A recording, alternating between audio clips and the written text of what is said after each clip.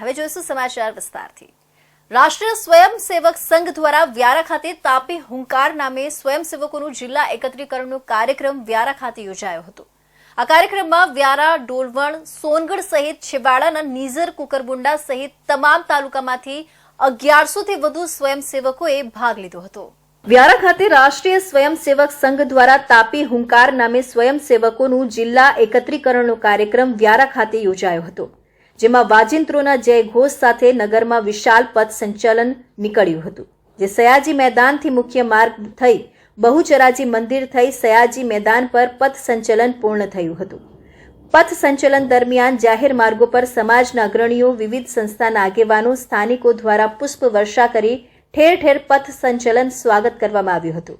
ત્યારબાદ સયાજી મેદાન ખાતે જાહેર કાર્યક્રમ યોજાયો, જે દરમિયાન સ્વયંસેવકો વિવિધ યોગ ક્રિયા કરી હતી। આજના દિવસે તાપી જિલ્લામાં હુંકાર એ યુવાનોને ઉત્સાહિત કરવા માટે, ઉર્જાવાન બનાવવા માટે રાષ્ટ્રીય સ્વયંસેવક સંઘ દ્વારા એક કાર્યક્રમ કરવામાં આવ્યો અને આવા કાર્યક્રમો હુંકારના રૂપમાં કે લલકારના રૂપમાં થતા રહે એ બહુ જરૂરી છે, કારણ કે સમાજની અંદર અનેક ઘણા પડકારો થતા હોય છે અને આજે આપણે જોઈએ છીએ કે સૌથી મોટો પડકાર એ ધર્મ પરિવર્તન છે અને ધર્મ પરિવર્તન કરાવીને આપણા સમાજને ઓછો કરીને આપણા સમાજમાંથી જે માણસ બળ છે તે ઓછું કરવું અને આ રીતે આપણા સમાજને નબળો પાડવો। તાપી હુંકાર કાર્યક્રમમાં ઉપસ્થિત નવનાથ ધામ ગાદીપતિ પૂજ્ય છોટે દાદાએ મંચ પરથી આશીર્વચન આપતા જણાવ્યું હતું કે ધર્માંતરને લઈ યુવાનોને એક થવા ટકોર કરી હતી। સાથે આરએસએસ દ્વારા થઈ રહેલા વ્યક્તિ નિર્માણ સહિતના કામોની સરાહના કરી હતી અને આદિવાસીઓ હિન્દુ નથી એવા ફેલાઈ રહેલા ભ્રમ બાબતે તેમણે જણાવ્યું કે બંનેની પૂજા પદ્ધતિ એક જ છે। જળ, જંગલ, જમીન અને પ્રકૃતિને પૂજતા આવ્યા છે, ત્યારે અલગ કેવી રીતે હોઈ શકે? અંગ્રેજો દ્વારા લાવવામાં આવેલો ધર્મને જાકારો આપી સનાતન ધર્મને અપનાવવા અનુરોધ કર્યો હતો। સંઘ 1925 થી શરૂ થયો છે। સંઘનો શરૂઆતથી જ એક ઉદ્દેશ્ય સ્પષ્ટ છે કે હિન્દુના હિતમાં કામ કરવું। આજે અનેક ભ્રમણાઓ વિશ્વમાં ફેલાઈ રહી છે। સંઘ એટલે મુસ્લિમ વિરોધી, સંઘ એટલે ક્રિશ્ચન વિરોધી, પરંતુ સંઘે ક્યારેય હિન્દુ, મુસ્લિમ અને ક્રિશ્ચનોનો વિરોધ કર્યો નથી। સંઘ એક જ કામ કરે છે, એ હિન્દુ હિતમાં કામ કરે છે। આજે ઘણા લોકોમાં ચર્ચા હતી કે તાપી જિલ્લામાં આજે રાષ્ટ્રીય સ્વયંસેવક સંઘનું શક્તિ પ્રદર્શન થશે। આરએસએસના પશ્ચિમ ક્ષેત્રના કાર્યવાહ બાલાસાહેબ ચૌધરીએ પણ સંઘના શરૂઆતના કઠણાઈ ભરેલા દિવસોને યાદ કરી આજે 99 વર્ષે દેશ નિર્માણમાં સંઘની ભાગીદારી તથા દુનિયાનું સૌથી મોટું સંગઠન જણાવ્યું હતું। તેમણે ખ્રિસ્તીઓ દ્વારા થઈ રહેલા ધર્માંતરણ તથા મુસ્લિમો દ્વારા થઈ રહેલા લવ જેહાદ, બાહ્ય લોકોને પ્રોત્સાહન આપી વસવાટ કરાવવો, વસ્તી વધારી અને વામપંથીઓ દ્વારા જૂઠી વાતો દ્વારા લોકોને ગુમરાહ કરવાની કામગીરીની આલોચના કરી હતી અને સંઘના વિસ્તાર બાદ થઈ રહેલા વિરોધને પણ વખોડ્યો હતો। સુરત શહેરના ડિંડોલી વિસ્તારમાં આવેલા એક સરકારી શાળામાં સરકારી શિક્ષિકા દ્વારા ડિંડોલી પોલીસ સ્ટેશનમાં ગત 8 ડિસેમ્બરના રોજ 3 લેપટોપ ચોરીની ફરિયાદ આપવામાં આવી હતી। આ મામલે પોલીસ દ્વારા ફરિયાદ ગંભીરતાથી ન લેવાઈ હતી અને ફરિયાદના 55 દિવસથી વધુ સમય વીતી ગયા બાદ પણ હજુ લેપટોપ ચોરીના આરોપીઓ ડિંડોલી પોલીસ પકડથી દૂર છે। સુરતના ડિંડોલી પોલીસનો વધુ એક વિવાદ સામે આવ્યો છે, જેમાં આ વખતે એક સરકારી શાળામાં નોકરી કરી પોતાના પરિવારનું ગુજરાન ચલાવતી સરકારી શિક્ષિકા સ્નેહલ પટેલ દ્વારા ડિંડોલી પોલીસ સ્ટેશનમાં ગત 8 ડિસેમ્બરના રોજ એક ફરિયાદ આપવામાં આવી હતી। ફરિયાદમાં જણાવાયું હતું કે તેમની શાળામાંથી 3 જેટલા લેપટોપની ચોરી થઈ છે। શરૂઆતમાં ડિંડોલી પોલીસે સરકારી શિક્ષિકાની અરજી લઈ લીધી અને કોઈ કાર્યવાહી ન કરી તેવો આક્ષેપ શિક્ષિકાએ લગાડ્યો હતો। ત્યારબાદ શિક્ષિકા સ્નેહલ દ્વારા આ ફરિયાદ શિક્ષણ સમિતિમાં પણ કરવામાં આવી હતી, પરંતુ શિક્ષણ સમિતિમાંથી પણ એવો જવાબ આવ્યો કે આમાં તમારે જ ફરિયાદ કરવી પડશે। 53 દિવસથી વધુ સમય વીતી ગયા બાદ પણ હજુ લેપટોપ ચોરીના આરોપીઓ ડિંડોલી પોલીસ પકડથી દૂર છે। આ કિસ્સા બાદ સુરત પોલીસનો ફરી એક અવિશ્વસનીય વિવાદ સામે આવ્યો છે। સમગ્ર મામલો ડિંડોલી વિસ્તારમાં આવેલા સરકારી પ્રાથમિક શાળાનો, જેમાં ગત 7 ડિસેમ્બરના રોજ 3 લેપટોપ ચોરી થયા હતા। બીજા દિવસે 8 ડિસેમ્બરના રોજ શાળાની શિક્ષિકા સ્નેહલ પટેલ સહિત 7 શિક્ષકો ડિંડોલી પોલીસ સ્ટેશનમાં લેપટોપ ચોરીની ફરિયાદ નોંધાવવા ગયા હતા, પરંતુ પીએસઆઈ હાજર ન હતા એટલે ફરિયાદ નોંધી ન હતી। તે જ દિવસે સાંજના ફરી ફરિયાદ કરવા જવા પર પોલીસ કર્મચારીઓએ અરજી લઈ કાલે તપાસ કરવા આવીશું એવું કહી શિક્ષકોને પરત મોકલ્યા હતા, પરંતુ અરજી લીધા બાદ પણ પોલીસ દ્વારા કોઈ કાર્યવાહી હાથ ધરવામાં આવી નથી એવું શિક્ષિકા સ્નેહલ પટેલે આક્ષેપ લગાવ્યો હતો. મારી શાળામાંથી 8મી ડિસેમ્બરના રોજ એટલે 7મી ડિસેમ્બરના રોજ અમને ખબર પડી કે 3 લેપટોપ ચોરી થયા છે. કુલ 10 લેપટોપ હતા, એમાંથી 3 લેપટોપ ચોરી થયા છે. એની ફરિયાદ અમે 8મી ડિસેમ્બરના રોજ ડિંડોલી પોલીસ સ્ટેશનમાં આપવા ગયેલા, જે ફરિયાદ 1 ફેબ્રુઆરી સુધી પોલીસ સ્ટેશનમાં નોંધાઈ નહીં હતી. 8મી ડિસેમ્બરે અમે 12 વાગે 7 શિક્ષકો ગયા, ત્યારે PSI નથી ને PI નથી, અમારે એમને પૂછવું પડે, એ નહીં, એમના વગર નહીં નોંધાય. મેં એમને સ્પષ્ટ એવું કીધું કે હું સરકારી સ્કૂલની પ્રિન્સિપાલ છું અને ચોરી જે થયા છે લેપટોપ એ પણ સરકારી છે, છતાં પણ એમને ફરિયાદ ન લીધી. છેલ્લે ખૂબ સંઘર્ષ કર્યો, લગભગ 8 કલાક જેટલો સંઘર્ષ 55 દિવસ સુધી કર્યા પછી પોલીસે અમારી ફરિયાદ લીધી. શિક્ષિકા અનુસાર વારંવાર વિનંતી કરવા બાદ પણ લેપટોપ ચોરીની FIR દર્જ કરી ન હતી. 55 દિવસ સુધી સંઘર્ષ કર્યા બાદ પોલીસે ફરિયાદ નોંધી. શિક્ષિકા અનુસાર સમગ્ર બનાવમાં PI RJ ચુડાસમાએ એમની સાથે અશોભનીય અને અમાનવીય વર્તન કર્યું હતું. 55 દિવસથી વધુ સમય વીતી ગયા બાદ પણ હજુ લેપટોપ ચોરીના આરોપીઓ ડિંડોલી પોલીસ પકડથી દૂર છે. અગર એક સરકારી કર્મચારીનો બીજા સરકારી કર્મચારી સાથે જ આવો અસ્વીકાર્ય વર્તન કરે તો આમ જનતાની ફરિયાદો શું કરતા હશે એ વિચારી શકે છે. લોભિયા હોય ત્યાં ધુતારા ભૂકે ન મરે, તે કહેવત નવસારી શહેરમાં સાચી ઠરી છે. અહીં AC રિપેરિંગનું કામ કરતા દીકરાને પોલીસ વિભાગમાં નોકરી મળશેની લાલચમાં એક પિતા પાસેથી 85,000 રૂપિયા ખંખેરી લેનારા નકલી પોલીસ કર્મી પણ વધુ રૂપિયાની લાલચમાં ભેરવાઈ ગયું છે અને હવે વધુ પૈસા પડાવવાની લાલચમાં જેલના સળિયા ગણવાનો વારો આવ્યો છે. નવસારી શહેરના રિંગ રોડ સ્થિત કરિશ્મા ગાર્ડન એપાર્ટમેન્ટમાં રહેતા સિદ્દીક શેખની પાડોશમાં રહેવા આવેલા મૂળ મહારાષ્ટ્રના અને સુરતમાં રહેતો નવાઝ શેખ ગત 25 જાન્યુઆરી 2024ના રોજ તેમને એપાર્ટમેન્ટના પાર્કિંગમાં મળ્યો હતો, જેણે પોતે પોલીસ કર્મી હોવાની ઓળખ આપી હતી. સાથે સિદ્દીક શેખને વાતમાં કહ્યું કે પોલીસ વિભાગમાં ભરતી નીકળી છે, તમારા દીકરાને લગાવવો હોય તો કહેજો, ભરતીનું કામ મારા હાથમાં જ છે. તેથી પિતા સિદ્દીક તેના AC રિપેરિંગ કરતા 22 વર્ષીય પુત્ર જાફરને પોલીસ વિભાગમાં લગાવવા નવાઝ સાથે ઈચ્છા વ્યક્ત કરતા જ સિદ્દીક શેખ ઠગ ભગત નવાઝની જાળમાં ફસાયો હતો. બાદમાં ફોર્મ ભરાવવાના નામે ફોર્મ સબમિટ કરાવવા, અધિકારીને આપવાના, ટ્રેનિંગ માટે પોલીસ ડ્રેસ સહિતના સાધન તેમજ પોલીસ ટ્રેનિંગમાં જવાના નામે નવાઝ શેખે દીકરાની જિંદગી સુધરે એવા આશયથી ટુકડે 85,000 રૂપિયા આપી પણ દીધા હતા. જેમાં નવાઝ શેખે જાફર શેખનો કોલ લેટર બતાવ્યો હતો, જેમાં ગાંધીનગર ટ્રેનિંગમાં જવાની વાત હતી અને ટ્રેનિંગ પતાવીને આવ્યા બાદ નવસારી જિલ્લા પોલીસ અધિક્ષક કચેરીમાં હાજર થવાનો ઉલ્લેખ હતો. પરંતુ નવાઝ લેટર આપ્યા બાદ પણ રૂપિયા માંગતા સિદ્દીક શેખને શંકા ગઈ હતી અને દીકરા જાફરનો ટ્રેનિંગનો કોલ લેટર લઈ નવસારી ટાઉન પોલીસ મથકે ખરાઈ કરવા પહોંચ્યા હતા. પોલીસ મથકે દીકરાનો કોલ લેટર બતાવતા જ પોલીસ પણ ચોંકી ઉઠી હતી અને લેટર તેમજ તેમની પાસે રૂપિયા પડાવતો નવાઝ શેખ નકલી હોવાનું જણાવ્યું હતું. જેથી સિદ્દીક શેખે દીકરાને પોલીસમાં લગાવવાની લાલચ આપી 85,000 રૂપિયા પડાવી લેનારા નકલી પોલીસ કર્મી નવાઝ શેખ સામે ફરિયાદ આપી હતી. ગઈકાલે નવસારી ટાઉન પોલીસ સ્ટેશનમાં ફરિયાદી શ્રી સિદ્દીક મોહમ્મદ શેખ એક ફરિયાદ આપેલી. એ ફરિયાદમાં હકીકત એવી હતી કે આ કામનો જે આરોપી છે શેખ નવાઝ શેખ ઝકીર ઉર્ફે વસીમ શેખ, એ પોતે પોતાની ઓળખ પોલીસ તરીકે આપીને હું પોલીસમાં નોકરી કરું છું અને તમને પોલીસમાં તમારા છોકરાને નોકરીએ લગાડી દઈશ પોલીસમાં, એ રીતે ભરતીનું કામ કરું છું એવી ખોટી હકીકત જણાવી ફરિયાદીના દીકરાને જાફરને પોલીસમાં નોકરી અપાવવાની લાલચ આપી ફરિયાદી પાસેથી ટુકડે 85,000 રૂપિયા જેટલા રૂપિયા લઈ લીધા હતા અને પોલીસનું નામનું પોતે ખોટું ID બનાવેલું હતું. ફરિયાદ મળતા જ હરકતમાં આવેલી નવસારી ટાઉન પોલીસે આરોપી અને નકલી પોલીસ નવાઝ શેખને દબોચી લીધો હતો. આરોપી નવાઝે આ જ પ્રકારે સુરતના સલાબતપુરા, કડોદરા અને પલસાણામાં 3 લોકોને ટોપી પહેરાવીને રોકડી કરી હોવાનું પણ ખુલવા પામ્યું છે.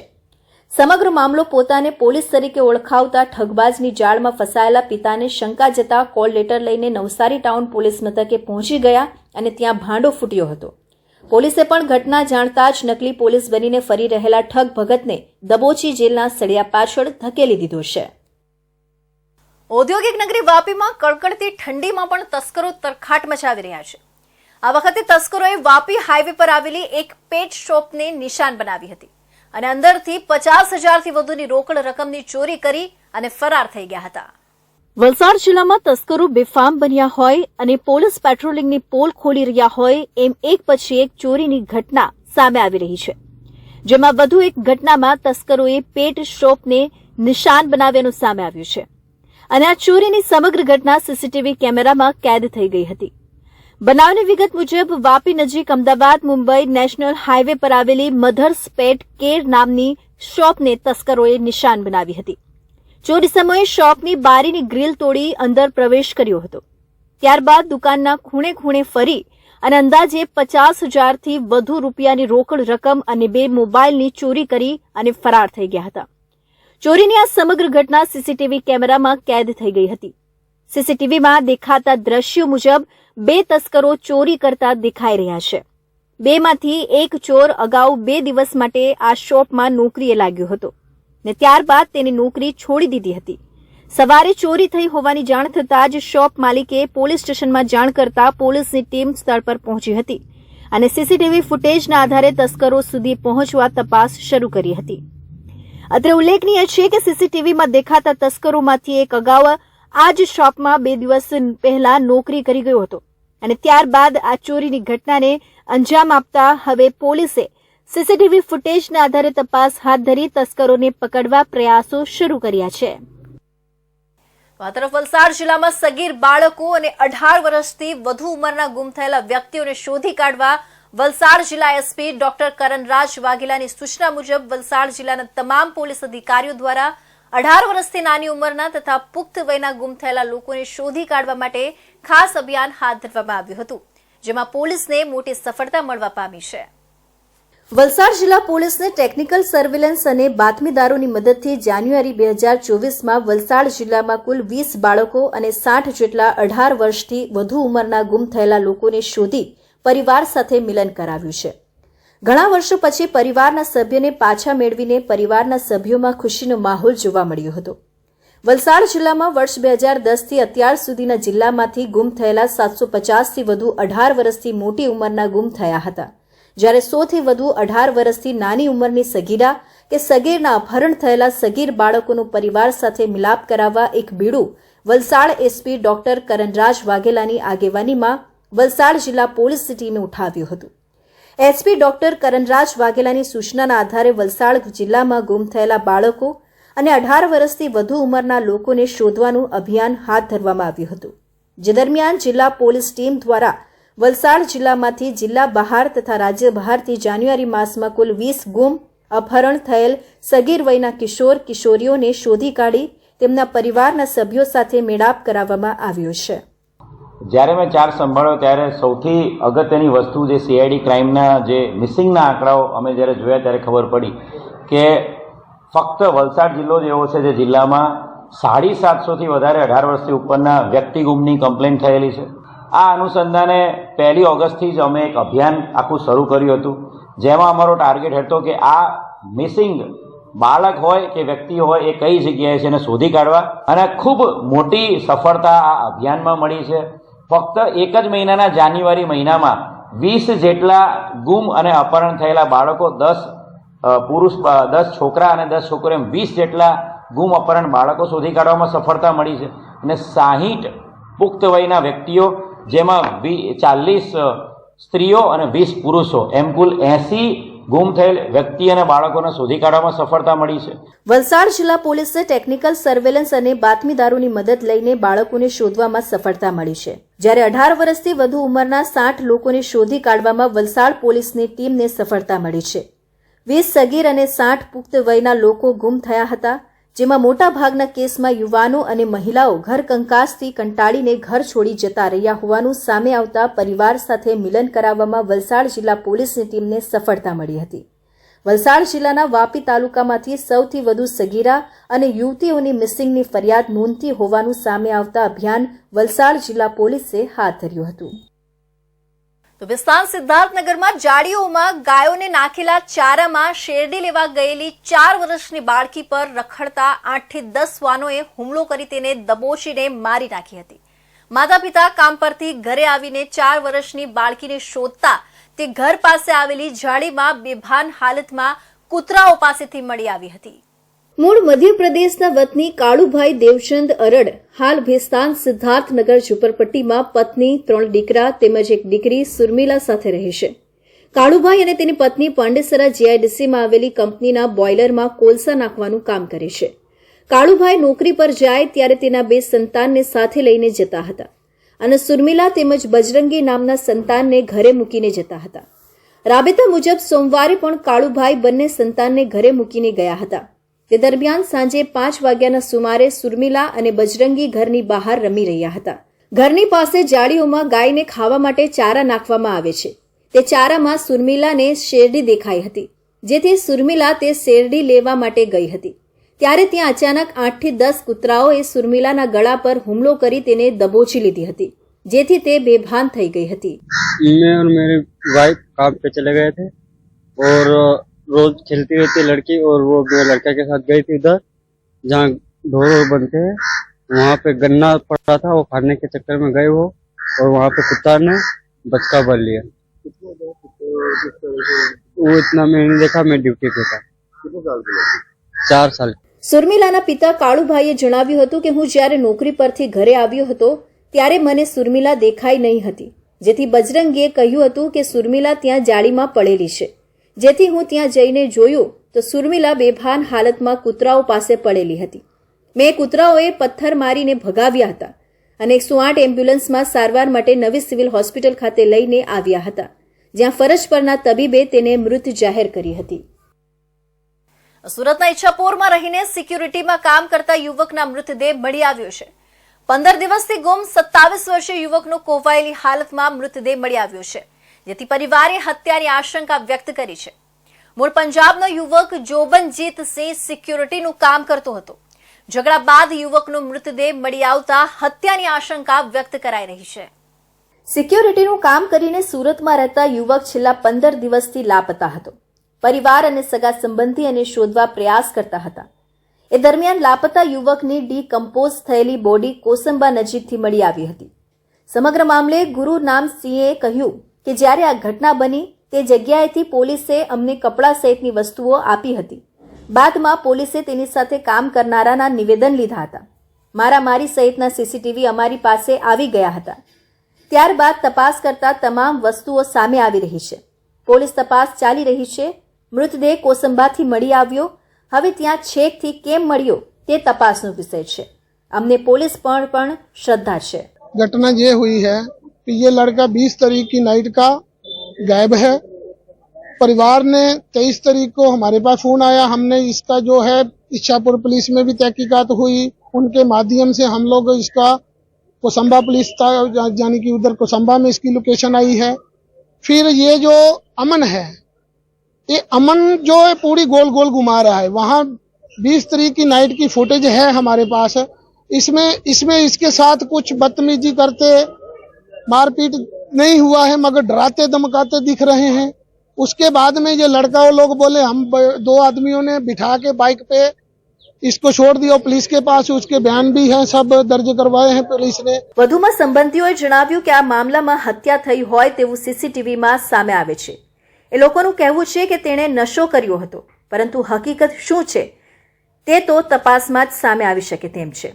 જેથી આ કેસમાં યોગ્ય તપાસ થાય અને હત્યારાઓને આકરામાં આકરી સજા મળે તે દિશામાં પ્રયાસ કરવામાં આવે તે જરૂરી છે.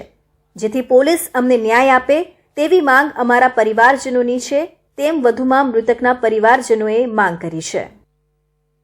સુરતના પાંડેસરા વિસ્તારમાં 3 દિવસ અગાઉ સગા કાકાની હત્યા કરનારા ભત્રીજાની પાંડેસરા પોલીસ દ્વારા ધરપકડ કરવામાં આવી છે.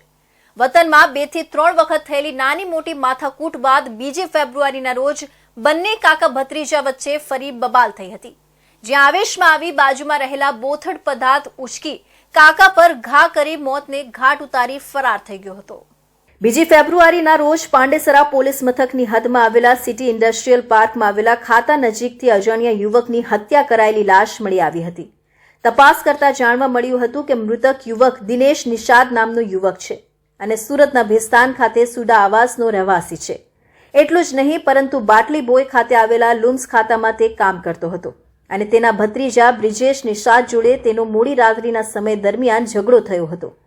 પાંડેસરા પોલીસ મથકના એસીપી ZR દેસાઈના જણાવ્યા અનુસાર આ ઝઘડા દરમિયાન આવેશમાં આવી ગયેલા સગા ભત્રીજા બ્રિજેશ નિષાદે બાજુમાં રહેલા બોથડ પદાર્થ વડે પોતાના કાકા દિનેશ નિષાદ પર જીવલેણ હુમલો કરતા તે મોતને ભેટ્યો હતો. હત્યાની આ ઘટના બાદ બ્રિજેશ નિષાદ ફરાર થઈ ગયો હતો, જ્યાં પાંડેસરા પોલીસે લાશને પોસ્ટમોર્ટમ અર્થે સુરત નવી સિવિલ હોસ્પિટલ ખસેડી આરોપીને ઝડપી પાડવા આગળની તપાસ હાથ ધરી હતી. દરમિયાન પોતાના સગા કાકાની હત્યા કરનારા આરોપી બ્રિજેશ નિષાદની પાંડેસરા પોલીસે ધરપકડ કરી હતી. આરોપીને પૂછપરછમાં જાણવા મળ્યું હતું કે વતનમાં 2 થી 3 વખત પોતાના કાકા જોડે માથાકૂટ અને ઝઘડો થયો હતો, જેની અદાવતમાં ગત 2 ફેબ્રુઆરીના રોજ મોડી રાત્રિના સમયે બંને કાકા ભત્રીજા વચ્ચે થયેલી બોલચાલમાં આવેશમાં આવી હત્યા કરી નાખી હતી. પાંડેસરા પોલીસ સ્ટેશન વિસ્તારમાં શનિદેવ મંદિરની પાછળ સુડાવાસ ભેસ્તાન ખાતે એક ઇસમ લોહીનો હાલતમાં પડે, જેનો પોલીસને કંટ્રોલમાં કોલ મળતો પોલીસ સ્થળ પર પહોંચે અને 108 બોલાવતા અને મૃત જાહેર કરી તેથી તેને સિવિલમાં ખસેડ્યો. તેની મર્ડર થયેલાનું જણાયેલ તેથી તેની ફરિયાદ લઈ પાંડેસરા પોલીસ સ્ટેશને કાયદેસર ગુનો દાખલ કરી તપાસ ચાલુ કરેલ છે. તપાસની વિગતમાં ધ્યાન આવેલ છે કે આ મરણ જનાર દિનેશ નિષાદ નો ભત્રીજો બ્રિજેશ નિષાદ નાઓઈ છે તેની હત્યા કરી હતી અને હત્યા કરવા માટે તેણે કોઈ બીજા શસ્ત્રો કે નહીં વાપરતા બાજુની સાઈડ પર પડેલી ઈંટનો ઉપયોગ કર્યો, જેને મારતા આ દિનેશનું મરણ થયું. આવેશમાં આવીને વ્યક્તિ ગંભીર પ્રકારના ગુના કરી બેસે છે અને પાછળથી પસ્તાવા સિવાય કોઈ ઉપાય નથી રહેતો. આ કિસ્સામાં પણ કંઈક આવું જ બન્યું છે અને ભત્રીજાએ આવેશમાં આવીને પોતાના સગા કાકાની હત્યા જેવા ગંભીર ગુનાને અંજામ આપીને પોતાની જિંદગી પણ ખરાબ કરી નાખી છે. ઓલપાડ તાલુકાના દેલાડ ગામે આવેલા કારખાનાની દિવાલ પર લગાવેલા ડ્રેનેજના પાઇપ પકડી ચોર ઇસમોએ કારખાનાની ઓફિસમાં પ્રવેશ કરી રોકડ રકમની ચોરી કરીને લઈ જવાની ઘટનામાં ઓલપાડ પોલીસે 2 અજાણ્યા ઇસમો વિરુદ્ધ ગુનો નોંધી તપાસ હાથ ધરી હતી. ચોરીની સમગ્ર ઘટના સીસીટીવીમાં કેદ થઈ હતી. સુરતના ડભોલી રોડ વેડ રોડ ખાતે આવેલી ભૂમિ દર્શન સોસાયટીમાં રહેતા ઇલેશભાઈ પવાસિયાની ઓલપાડ તાલુકાના દેલાડ આવેલ નટુજી ઇન્ડસ્ટ્રીઝમાં કેશવ ટેક્સટાઇલના કારખાનામાં ગત રાત્રિના અરસામાં કારખાનાની દિવાલની ડ્રેનેજ પાઇપના સહારાથી અજાણ્યા ચોર ઇસમ ઉપર ચડી 3જા માળે કારખાનાની ઓફિસમાં આવેલા અને એક અજાણ્યો ચોર ઇસમ નીચે બેસી ધ્યાન રાખતો હતો, જે અજાણ્યા 3 ચોર ઇસમોએ કારખાનાના 3જા માળે આવેલા ઓફિસમાં બારી વાટે પ્રવેશ કરી ડ્રોવરમાં મૂકેલા આશરે રોકડા રૂપિયા 1,20,000 જે કારખાનામાંથી તૈયાર થયેલા કાપડ કે જે બજારમાં વેચાણ કર્યા તેના ઉઘરાણી ન હતા તે તથા મેનેજરના ડ્રોવરમાં રોકડા 50,000 મૂક્યા હતા, જે મળી 1,70,000ના મત્તાની ચોરી કરવાની ઘટનામાં ઓલપાડ પોલીસે અજાણ્યા ઇસમ વિરુદ્ધ ગુનો નોંધી કાયદેસરની કાર્યવાહી હાથ ધરી હતી. જો કે આ ચોરીની ઘટના સીસીટીવીમાં કેદ થઈ ગઈ હતી, જેને આધારે પોલીસ વધુ તપાસ હાથ ધરી છે. ચોર ઇસમો સીસીટીવીમાં પોતાની હરકત કેદ ન થાય એ માટે પોતાના મોઢા પર બાંધેલ કપડું કેમેરાને ઢાંકવા જતાં પણ કેમેરામાં કેદ થયા છે. ત્યારે હવે પોલીસ આ ઇસમોની ઓળખ કરીને પકડવાની તજવીજ હાથ ધરી છે. સુરત સહિત દક્ષિણ ગુજરાતમાંથી દર વર્ષે લાખોની સંખ્યામાં હજયાત્રીઓ મક્કા ખાતે હજ પડવા માટે જાય છે. જો કે હજ પર જવા પહેલા ત્યાં જવા માટે હાજીઓનું મેડિકલ ફિટનેસ ચેકઅપ બાદ ફિટનેસ સર્ટિફિકેટ આપવામાં આવે છે. આ દરમિયાન દર વર્ષની જેમ આ વર્ષે પણ સુરત અને દક્ષિણ ગુજરાતના હાજીઓ માટે ફિટનેસ સર્ટિફિકેટ માટે સિવિલ હોસ્પિટલમાં એક જ છત નીચે તમામ પ્રકારની જરૂરી વ્યવસ્થાઓ કરી દેવામાં આવી છે. સુરત સિવિલ હોસ્પિટલમાં જૂના ટ્રોમા સેન્ટર ખાતે એક જ શેલ્ટર નીચે હજયાત્રીઓ માટે તમામ પ્રકારની જરૂરી વ્યવસ્થા કરી દેવામાં આવી છે. એક જ જગ્યા પર અલાયદી laboratory, 2 medical officer, 4 intern doctor, 4 થી 5 નર્સિંગ સ્ટાફ તેમજ હાજીઓને લાઇનમાં ઊભા ન રહેવું પડે તેને ધ્યાને રાખીને અલગથી એક્સરે મશીન મૂકવામાં આવ્યું છે. રેફરન્સ માટે અન્ય વિભાગમાં જવું ન પડે તેથી ત્યાં જ ફિઝિશિયનની પણ વ્યવસ્થા કરવામાં આવી છે.